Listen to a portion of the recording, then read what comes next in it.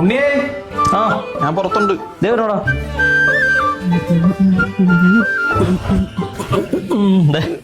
രാവിലത്തെ വിട്ടും ഇന്നലത്തെ മീൻകറി. അത് പൊളിച്ച് കേട്ട്.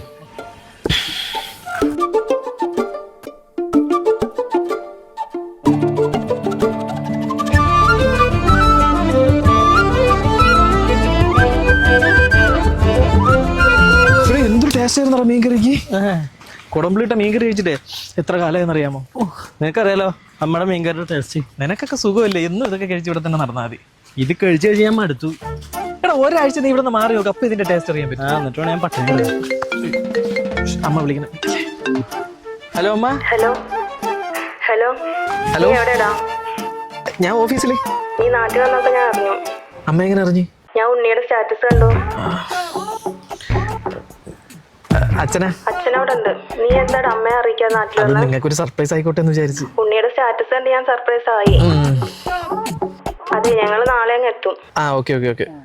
എടാ ഞാൻ നാട്ടിൽ വന്നത് നീ സ്റ്റാറ്റസ് ഇട്ട് നാട്ടുകാരെ മൊത്തം അറിയിക്കൂ. എടാ ഞാനെന്നെ എന്ത് സ്റ്റാറ്റസ് ഇട്ടെന്ന് ആലോചിച്ചിരിക്കായിരുന്നു. ഇവിടെ നീ ഒന്ന് ചാടി. നിന്റെ സ്റ്റാറ്റസ് അവള് കാണുമോ?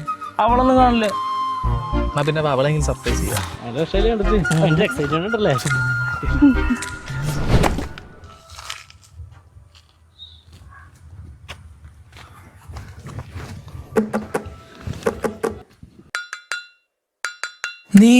നീയാമ്പൽ ചേലോടെ വിരിഞ്ഞേ നിന്നില്ലേ, അതിൽ തേനായി ഞാനില്ലേ.